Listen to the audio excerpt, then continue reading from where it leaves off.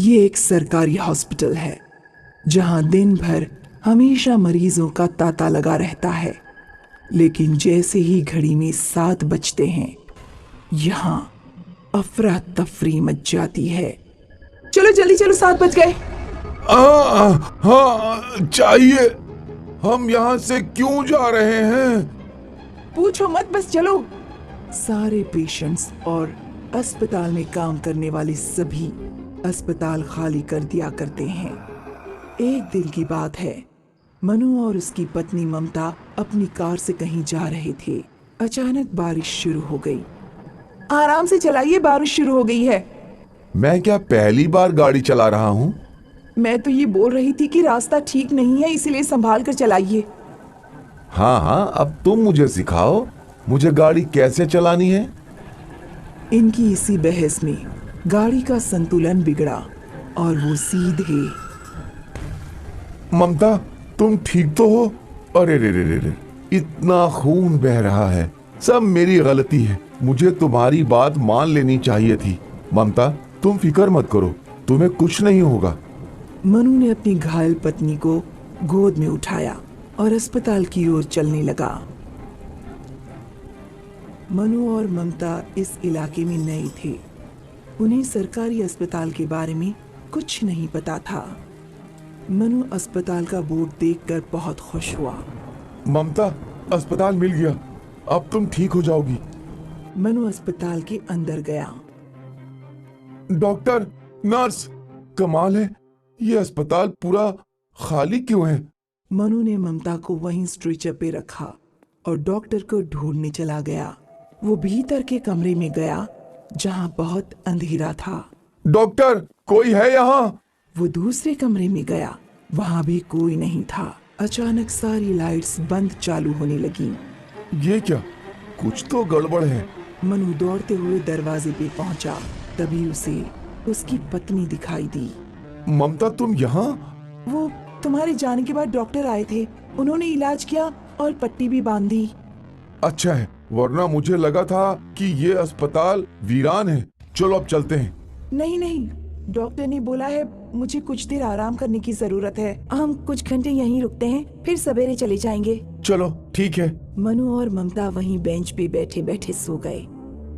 अचानक ममता ने अपनी आंखें खोली और वो मुर्दा घर की ओर बढ़ने लगी। कुछ देर बाद मनु की आंख भी खुली। ममता, ममता! वो ममता के पीछे दौड़ते दौड़ते मुर्दा घर पहुंचा। ममता, ये तुम क्या कर रही हो? अपना शरीर देख रही हूँ। अपना शरीर? हाँ, अपना शरीर देख रहा हूँ। मौत की चीखों के साथ रात ढल गई और अगली सुबह जब अस्पताल खुला तो मंजर ही दिल दहला देने वाला था। मनु की लाश मुर्दा घर के फर्श पे पड़ी थी और ममता वहीं पंखे से लटकी हुई थी। ये लोग भी उस अघोरी आत्मा के शिकार हो गए। अघोरी आत्मा? हाँ, तू मेरे साथ चल, मैं तुझे सब बताती हूँ। दोनों नर्सेस रेस्ट रूम में गई। 1 महीने पहले की बात है। रात के करीबन 10 बजे होंगे। 2 आदमी एक अघोरी बाबा की लाश को यहाँ ले आए। डॉक्टर, इनको देखिए, ये तो मर चुकी है। मैं तुझे बोल रहा था, ये मर गई है। तूने मेरी बात नहीं मानी। अरे लेकिन अगर ये जिंदा होता तो इसकी जान बच जाती। ये क्या बाबा, आपकी गाड़ी के नीचे आकर मर गया? नहीं नहीं सर, हम तो जंगल में कैंपिंग कर रहे थे, तभी हमें ये मिले। हमें लगा कि इनकी तबीयत खराब है, इसलिए इंसानियत के नाते इन्हें यहाँ ले आए। मुझे तुम दोनों की बातों पर यकीन नहीं है। हमें इनका पोस्टमार्टम करना पड़ेगा, तभी सच सामने आएगा। नर्स, आप पुलिस को इन्फॉर्म कीजिए। देख, तेरी इंसानियत के चक्कर में इस बार हम फिर फंस गए। डॉक्टर लाश का पोस्टमार्टम करके मुर्दा घर ले गए। डॉक्टर ने पोस्टमार्टम करना शुरू कर दिया, लेकिन डॉक्टर अचंभे में रह गए।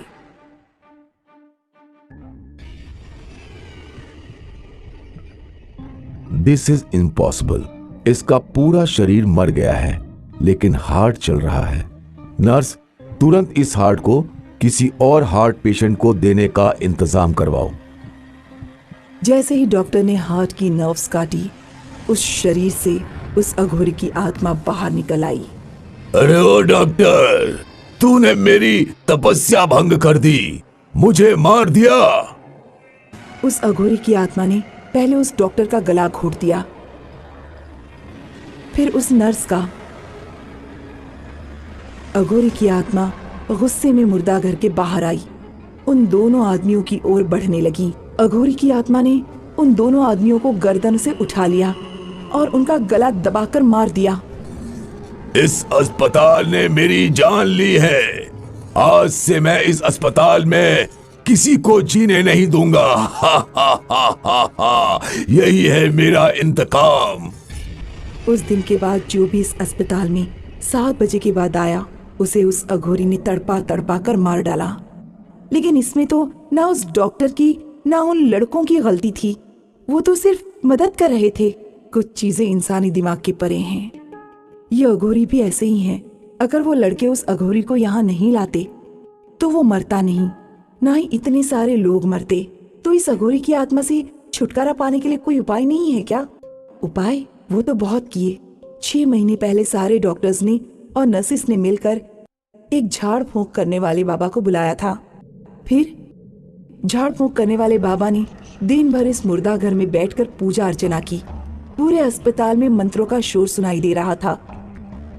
लेकिन जैसे ही 7 बजने वाले थे, सारे लोग यहाँ से बाहर चले गए, उस झाड़ फूंक करने वाले बाबा को छोड़कर। घड़ी में 7 बजते ही अघोरी की आत्मा सामने आ गई। मैं तुझे आदेश देता हूँ, इस अस्पताल को छोड़ के चला जा। तू मुझे आदेश देगा?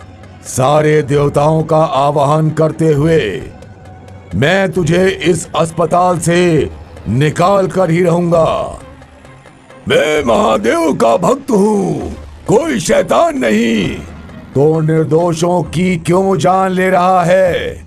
इस अस्पताल ने मेरा खून किया, मेरा क्या दोष था? वो तो एक हादसा था। हादसा? तो ये सब मौत भी हादसा है। हा हा हा हा हा हा।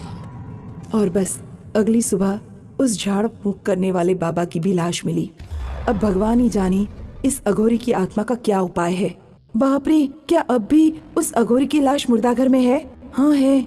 उसका अंतिम संस्कार क्यों नहीं कर देते?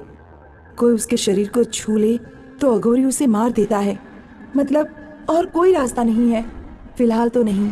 अब तो हम यही कर सकते हैं कि जब भी घड़ी में 7 बजे तो हम अपनी जान बचाने के लिए इस अस्पताल को खाली कर दें। लेकिन आए दिन इस मुर्दा घर में किसी न किसी की लाश मिलती है और रात में अघोरी जोर जोर से हंसता है।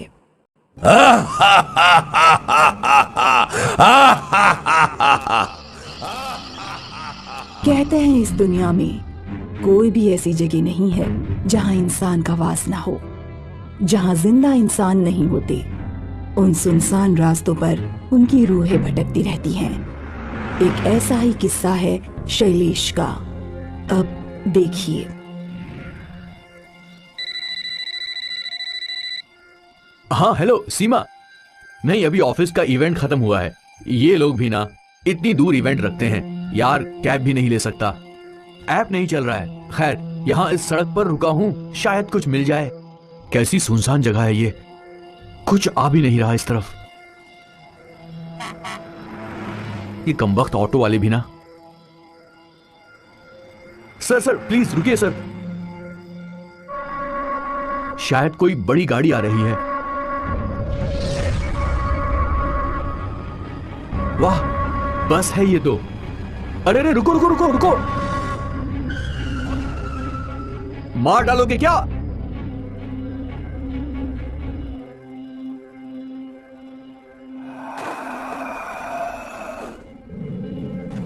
अजीब बस है। ड्राइवर सर, आप पहले जेट प्लेन चलाते थे क्या?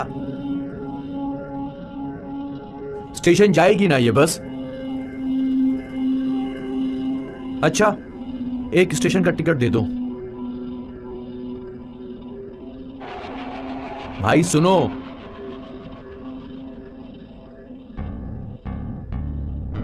ड्राइवर भाई जरा संभाल कर, घर जाना है, चांद पर नहीं जाना।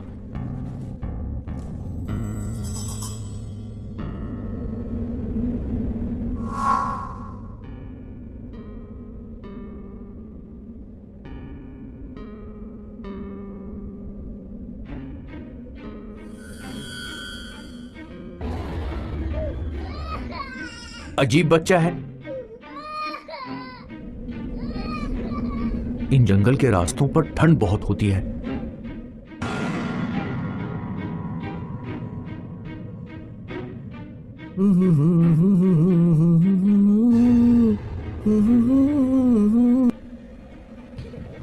भाई ये बस स्टेशन ही जा रही है ना? अरे ये स्टेशन का रास्ता ऐसा सुनसान कैसे? कंडक्टर भाई, मैंने आपसे कुछ पूछा। बड़ा अजीब है ये कंडक्टर। मैंने पूछा ये बस स्टेशन ही जा रही है ना?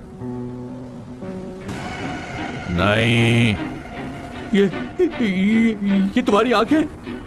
बैठे रहो।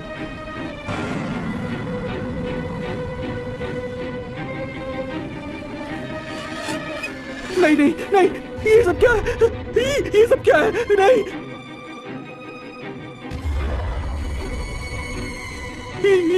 ये टिकट तो 7 साल पुरानी है और ये सब लोग।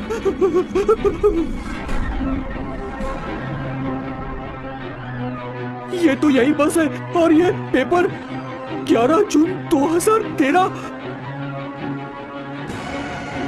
नहीं, मैं यहाँ नहीं रुक सकता। ड्राइवर बस रोको बस रोको।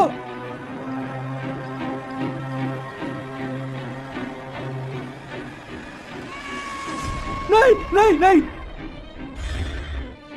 ये क्या? ये तो वही खाई है। बस खाई की तरफ जा रही है। ये बस खाई की तरफ जा रही है। ये बस अपना एक्सीडेंट दोहराने जा रही है। नहीं,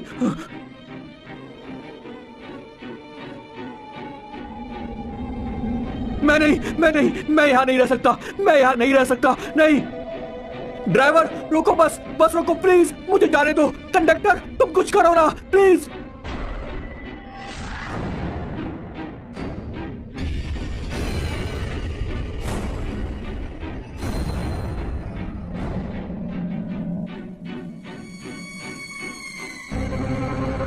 नहीं, ये क्या है? नहीं,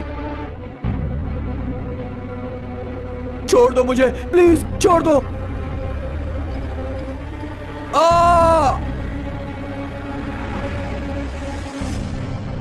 मैं ठीक हूं। एक भी चोट नहीं है। अरे ऐसे कैसे हो गया? अरे ऐसे कैसे?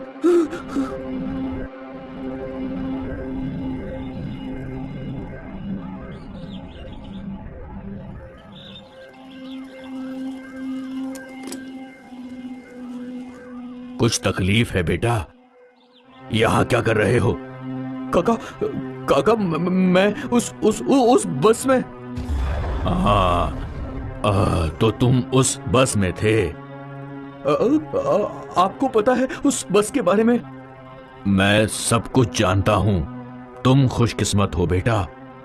वो बस नहीं, मौत की बस है। हर रात वो अपनी मौत का नजारा दोहराती है इसी सड़क पर। तुम बच गए, इसे अपने कर्मों का फल समझो।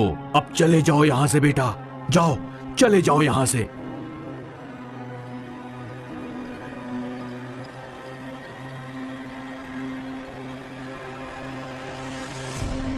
शैलेश तो उस रात बच गया, पर पता नहीं इस मौत की बस ने कितनों का शिकार किया है। अपनी दर्दनाक मौत का नजारा ये बस पता नहीं यूं ही दोहराती रहेगी। हेलो दोस्तों, आपका हमारे चैनल स्टोरी प्लीज पर बहुत बहुत स्वागत है। इसी तरह की और इंटरेस्टिंग वीडियोस देखने के लिए हमारे चैनल को सब्सक्राइब करके बेल आइकन जरूर दबाएं। Thank you.